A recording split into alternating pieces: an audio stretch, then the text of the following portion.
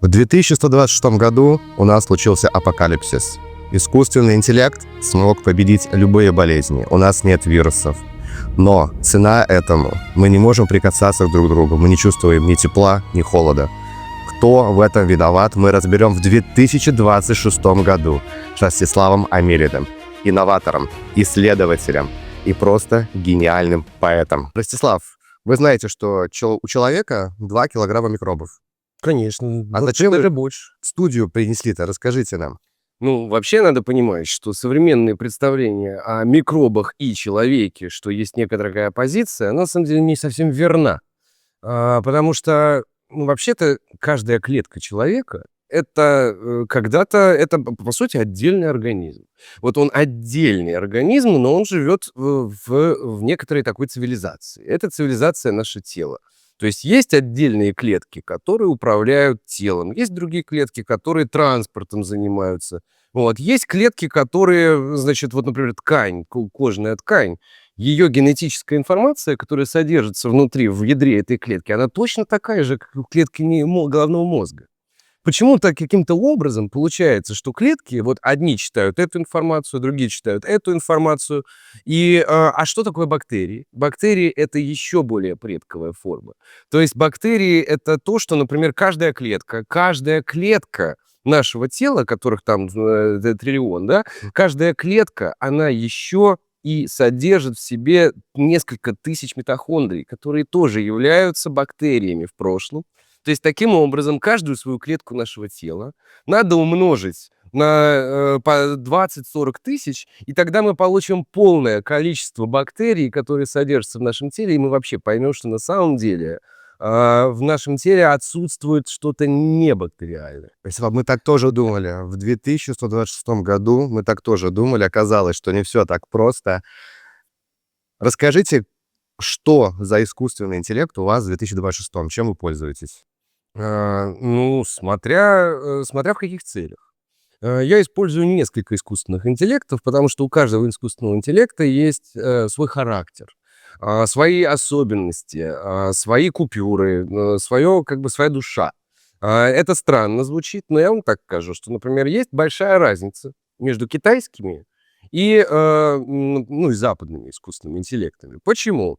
Я долго пытался понять, в чем причина, но она очень интересно дополняет, да, они очень интересно дополняют друг друга. Дело в том, что если китайские искусственные интеллекты, они пишут очень красиво, очень качественная у них речь, все так складно получается, с ними можно действительно обрабатывать художественную литературу, получать очень качественные тексты на любом языке, он никогда не путает твой язык, то западный искусственный интеллект, возьмем там, например, Perplexity, Grok, GPT. Мне вообще неизвестны эти имена. Это сейчас в 2026 году, да? Да, отвратительный язык, ужасно много ошибок, очень рваные предложения, фразы, но зато высокая точность цифр.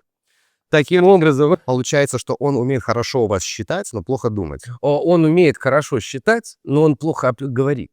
Искусственный интеллект западный плохо говорит, но умеет хорошо считать. А искусственный интеллект восточный, он хорошо говорит, но считает хуже. И получается своего рода как левое и правое полушарие мозга. То есть есть гуманитарный искусственный интеллект, а есть технический искусственный интеллект. Может, проблема в том, чтобы их надо сейчас соединить? А их надо соединять. И кроме того, собственно, их через триалектику надо соединять. Есть 2 искусственных интеллекта, которые можно использовать параллельно, задавая одни и те же вопросы, решая одни и те же задачи. Но третий искусственный интеллект, который нужно использовать, это наш головной мозг. Не нужно обольщаться. Наш мозг это тоже своего рода машина. И наш интеллект, который вообще-то нам не от рождения дан. Он выращивается там родителями, школой. Мы были Маугли. То есть наш искусственный интеллект, он вполне себе, то есть наш настоящий интеллект, он вполне себе искусственный. Если вы не представляете, что будет через 100 лет, мне кажется, нам интеллект вообще не понадобится. Но я скажу так. Мне сказали, что вы еще пользуете какие-то телефоны беспроводные. Вы еще как-то общаетесь друг с другом. Да? Вот такие вот. Да, вот. Я думаю, да. Я просто никогда в жизни не видел. Расскажите, что это такое? Я вам так скажу. На самом деле, хотя многие скажут вам, что это что-то другое, что это гаджет, непонятные слова, я вам скажу, что это зеркало. Потому что там за вами следят. И не искусственный интеллект. Да, пожалуйста, пусть хоть обследятся. У меня вот свой телефон, у нас он безопасный. А мне нравится, что это зеркало. Вот смотри, свет мой зеркальце скажи. Ты на него посмотришь, и он моментально перестает зеркалить, он моментально тебе показывает картинки. А если мы выключим экран, вот прямо сейчас вот выключим экран и посмотрим, мы моментально поймем, что это черное зеркало. И это всегда было зеркалом. Более того, этрусские 2500 лет назад начали создавать зеркала феноменального, принципиально нового уровня. Собственно, вот эти «Свет мой зеркальце, скажи» — это оттуда. Так вот, они прекрасно понимали, что такое зеркало. Что зеркало для них было порталом в потусторонний мир. И для нас это сейчас является порталом в потусторонний мир. Люди ходят и смотрятся в зеркальце. Смотрятся в У зеркальце. меня есть такой вопрос. Действительно ли в 2026 году, если к младенцам не прикасаться, они будут умирать? Безусловно, для человека, тем более для рождающегося человека, нужно, по крайней мере, находиться в нестерильной среде. Почему детки часто любят, вот, например, там что-то поковыряться в земле, палец в рот? Вот. Откуда это все? Это на самом деле совершенно естественная вещь, потому что ребенок, рождающийся, как бы вот находящийся в этих вот утробных стерильных условиях, он не жизнеспособен без матери. Дальше он контактирует со средой, а среда, вот воздух, все наполнено древними формами жизни. И эти древние формы жизни, они, так сказать, вот англичане говорят hostile, может быть, да, они... Погодите, у вас англичане остались? Они еще живы? Англичане, на мой взгляд, живы, конечно. Они, возможно, эта цивилизация скрыта, так сказать. У нас они первые отказались от всех болезней, и вроде бы они первые исчезли. Отказаться от болезней можно в любой вариант. Вот, я полагаю, что все-таки англичане не исчезли, что где-то эта культура продолжает тайно влиять на политику современного мира. Ну, что касается бактерий, конечно, дитя обязательно должно контактировать с этой грязью, потому что вот то, что мы привыкли воспринимать как грязь, на самом деле это прививки от самых противных заболеваний 2026 года. Это Ладно. аллергия. Хорошо, мы понимаем, что у вас еще пока младенцы нуждаются в касании. А как вы вообще находите партнеров? У нас все партнеры должны быть стерильны. Мы просто не ищем партнеров. Партнеры должны быть, это должен быть некий такой вот духовный контакт, телепатический. То есть вот это действительно физическое прикасание, то, что раньше называли партнерами, это все, конечно, ушло. Это ушло в прошлое. Мы теперь обходимся то, что называют, то, что греки называли акме, да, акме или таким контактом духовным. Он вызывает гораздо больше приятных и очень таких сильных эмоций, особенно если довести этот контакт, этот эмоциональный контакт до, так сказать, точки пика. И, честно говоря, даже можно сказать, что такое, то, что принято было называть оргазмом, он гораздо сильнее. Когда мы Так, у нас вообще шоу-то семейное получается, да? А Да. получается, что мы говорим про очень взрослые темы. Давайте-ка я задам более важный вопрос. да. Мне рассказали, что у вас по сей день 70% это человек — это вода. Да. У нас спирт. Я не знаю, как вы живете с водой, все-таки спирт, он более стерилен. Вообще есть вариант замены уже в 2026 году? Ну, нужно понимать, что спирт, он происходит от слова спирит. Спирит. Да, конечно, спирит это древнее, значит, слово, которое обозначало у нас, как правило, да, spiritus sancti, то есть дух. То есть, таким образом, человек на 70% состоит из духов, которые, возможно, являются, например, душами бактерий, которые Когда нас употребляешь спирт, ты становишься еще более... Может, мы еще и не умерли в 2026 году, ребят? Оказывается, мы очень душевные. Мы духовные, вот мы как бы спиритуальные. Вот. Спирит, то есть Дух и душа — это, оказывается, разные вещи. душа это... Нет, дух и душа это, безусловно, разные вещи, потому что дух в нас проникает, дух нас заставляет, он движет нас по жизни. Дух был вдохнут в Адама Богом, и Адам стал человеком. Что касается души, то это такая вот совокупность, то есть это сейчас мы вдаемся уже, конечно, в религиозные какие-то концепции, старые православные, византийские религиозные концепции, там, например, где, ну, например, образ души человеческой, да, вот он как бы как часть Троицы. Вот часть это вот Божественная Троица есть, Отец, Сын и Святой Дух, а есть Дух, душа и тело человеческое. Стеслав, вот я предполагаю, что у нас уже люди не касаются, да, Да, не не касаются, касаются. а у вас еще они как-то и целуются, да, есть поцелуй. Люди Там целуются. передается 80, да, сколько, я уже даже не помню, миллионов бактерий за каждый поцелуй. Это вообще нормально? Да, это абсолютно нормально. Вот Вот. передавать друг другу бактерии, Да вирусы. более того, но бактерии и вирусы — это то, что влияет на наш интеллект. Это то, что заставляет нас думать об определенных вещах. Вот, например, я не предлагаю проводить эксперименты, но предлагаю людям, которые вот после антибиотикотерапии, у них очень падает либидо, голод. То есть эти люди, которые прошли антибиотикотерапию, убили часть вот этих бактерий, которые на самом деле и питались человеческими эмоциями. Человеческие эмоции возникают сильные, вот такие вот голод, да, значит, страсть. Они, как правило, возникают потому, что есть определенные силы в нас, внутри нас, в чьих интересах, да, заставить человека желать того или другого. Да ладно, а если человек болеет чумой, вы его поцелуете? Если человек болеет чумой, ну, смотрите, ну, как бы, в целом я, наверное, как-то не целовался с людьми, больными чумой. Да, в принципе, чума-то, она давно побеждена, да? То есть, с другой стороны, у нас Любую болезнь взять, там вопрос не в том, чтобы поцеловать человека. Мы же не знаем, здоров он. Мгм. Ну, надо понимать в первую очередь, что, да, вот видите, какой я бактериальный поэт. В первую очередь, вот мы привыкли воспринимать бактерии и вирусы как врагов, потому что мы вспоминаем об их существовании только тогда, когда они нам вредят.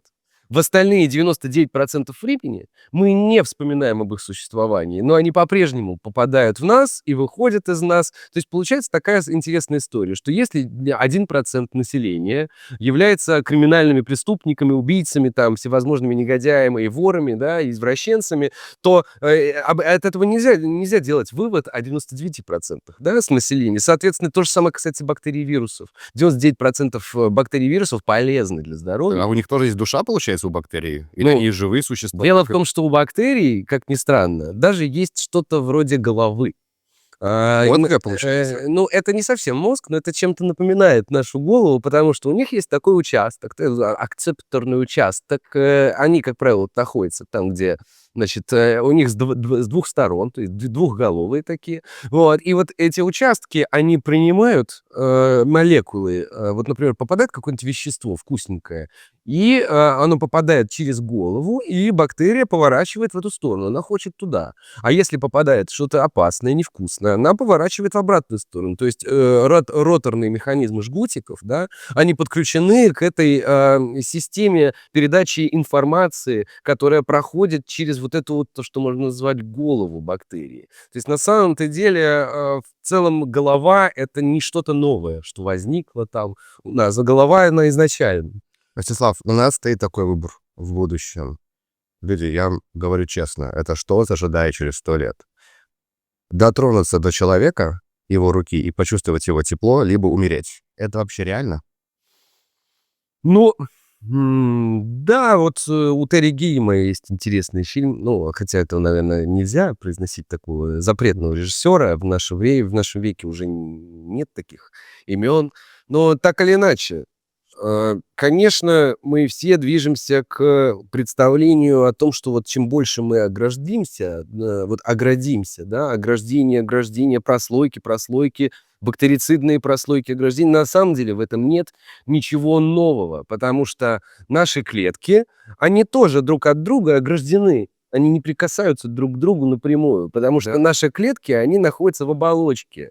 Вот когда мы же находимся в комнате у нас есть дверь, окно, всевозможные аксессуары, а мы находимся в ядре этой комнаты. Ничего не изменилось. Вот одноклеточные организмы, они тоже, на самом деле, их душа, их вот центр принятия решений находится внутри, в ядре, но он огражден от мира вот этой вот прослоечкой. В каком-то смысле вот эти вот наши тела — это и есть уже прослойки от внешнего мира. То есть стерильность — это вообще, в принципе, плохо.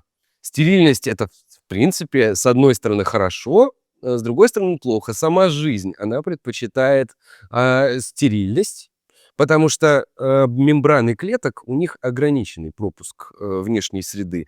Но в то же время она не может обойтись без прививок, да, без таких визикулярных вкраплений грязи, которая ну вот в такой вот как бы в гомеопатических средствах, постоянно попадая в наш организм, да, делают его более резистентным. А вы задавали эти вопросы вашему искусственному интеллекту? Честно говоря, конечно, вот эти конкретные вопросы на самом деле бесполезно обсуждать с искусственным интеллектом, потому что, ну, никакой новой информации там не будет. Искусственный интеллект, надо правильно понимать, искусственный интеллект, он сам не думает. Это качественный, продвинутый поисковик. Можно найти всю эту информацию с искусственным интеллектом, но дальше этот искусственный интеллект не добавит ничего нового. Да, получается, что он у вас настолько примитивен, что он по сей день только поисковик. Он ищет какие-то данные. Да дело в том, что искусственный интеллект, его примитивность проявляется в самой главной сфере, в филологии.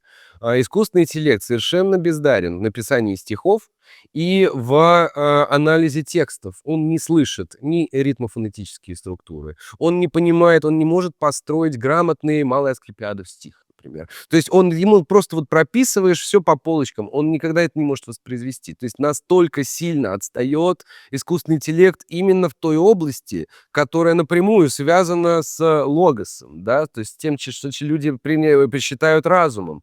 То есть искусственный интеллект в этом плане, вот сами проверьте, да, филология, лингвистика, языкознание, он может только транслировать Ростислав, интернет. вот я, допустим, знаю точно, если человеку отрезать руку, он станет меньше. А если у вас забрать чувство, вы не можете кого-то чувствовать, поэт, он будет остаться ли он поэтом, или он станет тоже меньше? Ну, в каком-то смысле поэт останется. Вопрос в том, что останется от поэта. От поэта останется эпос. Вот, как мне кажется, эпическая форма, она в меньшей степени нуждается в чувствах, то есть для эпической формы можно, в принципе, обойтись без чувств. То есть вот, например, какой-нибудь «Труды дни Гесиода» возьмем, то есть это такой дидактический эпос. Там информация, коды эпохи, да, знания научные, интегрированные вот своей эпохи, интегрированы в этот эпос. В принципе, чувств там как-то особо нету. То есть можно, отказавшись от чувства, прийти к эпической форме. В целом я это и сделал. Скажите, вот недавно, до 2026 года, у вас был некий вирус, и иммунитет его не победил, по идее, насколько мне рассказывали. Может, я не прав. Как там связаны бактерии?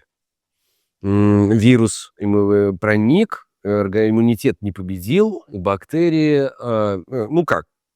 Ну, надо понимать, во-первых, что между вирусами и бактериями очень интересная связь. Сами бактерии друг друга мочат, ну ладно, хорошо, сами бактерии друг друга постоянно убивают через вирусы. Это очень забавная вещь. Например, есть известные такие вирусы фаги, которые проникают в бактерии как комары. Вот они выглядят как комары. Они присаживаются, своей иголочкой протыкают бактерию и впрыскивают туда свои как бы генетические материалы, которые впоследствии превращают всю бактерию в гигантскую колонию фагов. Дальше эта бактерия лопается, и эти фаги снова распространяются по другой колонии. Что бактерии придумали для того, чтобы спастись? Они придумали такой механизм апоптоза. Это можно назвать бактериальное самопожертвование. Когда бактерия понимает, что она заражена фагом, и ее уже не спасти, она самоубивается для того, чтобы все остальные бактерии ее колонии выжили. То есть есть вероятность того, что бактерии могут убить человечество. А есть вероятность того, что бактерии могут защитить человечество от вирусов. А кто знает? А никто не знает. Надо довериться природе. Природа, она умнее человека. Она не нуждается в мозге и интеллекте для того, чтобы создать весь этот потрясающий мир, окружающий нас и внутри, и снаружи. Вот. У нее нет мозга, но она выглядит как умная. Она создает этот мозг в чреве матери каким-то образом. Надо ей довериться. Хорошо. Вы сказали, что искусственный интеллект у вас это просто поисковик еще. И он не умеет думать, не умеет мыслить. Да, есть иллюзия того, что он думает, но на самом деле искусственный интеллект, он также является частью этого зеркала. Он зеркалит наши когнитивные паттерны, которые мы сами ему даем. Он всего лишь зеркалит это. И поэтому вот это часто можно проверить. Вот какой человек, каковы его запросы, таковы и ответы его искусственного интеллекта. В этом смысле искусственный интеллект — это просто вот такая дополнительная примочка к мозгу. Никакой вот дополнительного субъектности там нет и, скорее всего, не будет. Скорее всего, в какой-то момент мы просто вставим этот искусственный интеллект себе в голову, и не будет ничего в этом дополнительного, вот, не будет ничего запретного. Мы просто будем точно так же думать, получать. Мы же, когда мы думаем, вот думаем серьезно, мы слышим мысли у себя в голове. Мы проговариваем мысли у себя в голове. Это и есть искусственный интеллект, к которому мы обращаемся на автомате, потому что этот искусственный интеллект разработан давным-давно природой до нашего возникновения. Мы просто дополняем этот искусственный интеллект новыми слоями, как луковицы, покрываем себя как луковицы этими технологиями. Я не вижу ничего преступного и никакого захвата машин в этом. Вообще нет. Удивительно. Скажите, грязь — это хорошо или плохо? Грязь — это иногда хорошо, иногда плохо. Как я уже сказал, человек, который не контактировал с грязью, он будет болеть аллергией, он будет изнеженный, капризный, и в итоге он добьется меньшего. Вот когда будут трудности, и надо будет пройти через грязь, надо будет своими голыми руками, босыми ногами, вот, надо будет из грязи выковыривать, я не знаю, луковку. Вот когда человеку надо будет пройти через грязь, вот тогда он поймет, что выживание, вот, оно всегда идет через грязь. Ну, люди тогда, наверное, жили меньше, еще до 2026 года. Знаете, очень странно звучит. Вот я, например, сейчас интересуюсь от русской цивилизации и очень успешно исследую вот этих гробницы. Они постоянно жили по 102 года, по 87 лет. Там просто написано на могилках числа. Вот, они жили очень долго. Хотя эти люди, вроде бы, казалось бы, у них не было там, у них были акведуки, у них были термы, бани, то есть у них была достаточно высокая цивилизация. И медицина у них была очень качественная. Но нельзя сказать, что вот они как-то жили принципиально вне бактерий, в какой-то невероятной стерильности. Нет, они жили по 102 года. Может, причина в том, что искусственный интеллект, который существует у вас, он получает просто лжеинформацию? Искусственный интеллект, который существует до нас, во многом получает, как мне кажется, более правдивую информацию, которая впоследствии блокируется, вот, так сказать, консенсусом, который происходит уже на уровне социума. То есть часто внутренний голос, он не обманывает. Часто сердце никогда не обманешь, сердцу не прикажешь, потому что сердце думает само. Оно посылает мозгу информацию о том, что он уже подумал. Надо понимать, что сердце контролируется не вот этим мозгом. У сердца есть собственный у него собственная нейросеть, которая старше, чисто вот биологически, эволюционно, эта нейросеть старше, чем вот наш вот этот вот неокортекс. То есть сердце само думает своими нейронами, и оно нами управляет, и более того, в некоторых вопросах сердце, ну, вот в вопросах, да, например, свой-чужой, там, какие-то вот такие вопросы, сердце, его невозможно контролировать. То есть, получается, сердце и мозг, они работают вместе. Они работают вместе. То есть это как бы вот кто-то раньше считал, что душа в печени находится. Античные люди считали, что душа в печени. А потом душа переместилась в сердце. А потом почему-то сейчас у нас представление о том, что мозг вот все контролирует. На самом деле все одновременно присутствует. Ростислав, все-таки у меня есть задание. Я вам дам 2 папки. Давайте. Это секретные папки, их показывать никому нельзя. Вы должны выбрать виновника, одного из 2, по вашему мнению, кто более причастен к тому, что в 2126 году произошел апокалипсис. Вот давайте пока. Вот у вас есть время, берите. И 2. Так, а пока Ростислав думает, ребята, вы не просто зрители, а вы свидетели. Вы помогаете расследованию. Под этим видео прямо в комментариях будет опубликован промпт. Этот промпт вы можете использовать в любом чат-боте. Его ответ, пожалуйста, обратно напишите в комментариях. И кто-то из вас именно выиграет большой приз. Задача ваша очень простая. Скопировать комментарий, который вам даст интересный ответ. И, возможно, кто-то из вас сделает научное открытие. Возможно, вы станете миллионерами. Мы не знаем. Это очень большая лотерея. Ну, а кто-то поможет разгадать именно нашу загадку этого шоу. Ростислав, сделали выбор? Да. Ну, он очевиден. Ну, I love this guy. Я считаю это прекрасным человеком, фантастическим визионером, совершенно гениальным, вот как гениальным энергетиком современности. Но энергетики нас и убивают. Нужно всегда понимать, что для достижения невероятных успехов, для перехода в новые эры всегда требуются какие-то колоссальные усилия, колоссальное насилие над природой, над социумом. Это неизбежно. И этот человек, я его обожаю, потому что вот это действительно Супермен. Но Супермен, помните, на него воздействовал, был Криптон, его планета Криптон. И вот криптонит, минерал радиоактивный, да, вот он, собственно, этот криптонит на него и воздействовал. Я думаю, что для избежания апокалипсиса we need balance between our nature and our future. Вот, собственно, между этими вещами нужно найти баланс, и вот этому человеку его необходимо найти внутри себя. Какой? Секунду. У меня есть свой телефон. Да? Ага. Все. Ой, Ростислав, пора заканчивать. С удовольствием. У меня остался к вам вопрос. Протокол чистота. Сохранить либо удалить? Что вы выберете? Удалить. Удалить. Я считаю, что сейчас, в наше время, мы слишком много времени уделяем чистоте и слишком мало уделяем грязи как очень важному жизненному компоненту нашей жизни. Отсюда все эти предубеждения против биосферы, бактерий. Нам нужно найти баланс между этими двумя вещами, потому что даже наши предки, даже наши вот люди, которые жили по 100 лет, они находили между этим баланс. Они не стремились избежать полностью этой грязи. Нам нужно как-то переосмыслить эти вещи. Ребят, досье Ростислава опубликовано тоже в комментариях. Если вам понравилось шоу, если вам он интересен, напишите, пожалуйста, об этом тоже в комментариях. И мы обязательно раскроем тему микробов еще глубже. Ну, окей, почему бы и нет?